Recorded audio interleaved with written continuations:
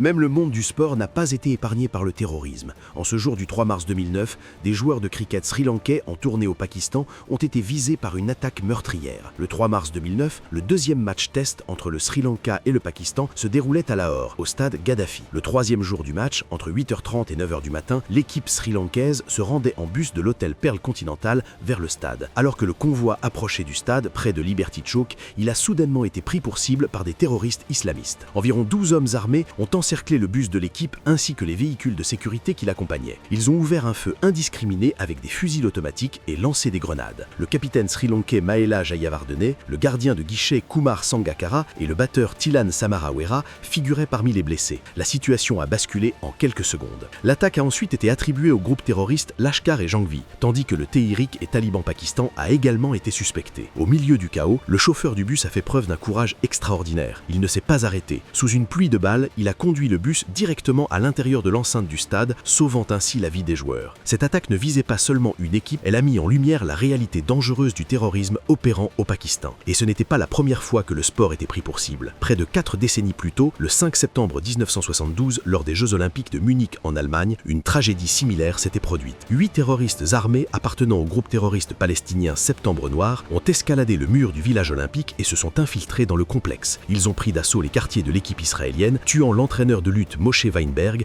et l'haltérophile Joseph Romano. 9 athlètes israéliens ont été pris en otage sous les yeux du monde entier qui suivait la crise en direct à la télévision. La police allemande a ensuite lancé une opération de sauvetage à la base aérienne de Fürstenstunnbrück. Cependant, la mission a échoué. Dans les échanges de tirs et des explosions qui ont suivi, les 9 otages israéliens ont été tués, ainsi qu'un policier allemand et 5 des assaillants. Que ce soit à Munich en 1972 ou à Lahore en 2009, les terroristes ont cherché à frapper le monde du sport pour semer la peur à l'échelle mondiale. Mais leurs efforts ont finalement échoué. Après chaque attaque, les athlètes sont retournés sur le terrain. Les Jeux Olympiques ont repris, le cricket a repris, le sport a survécu.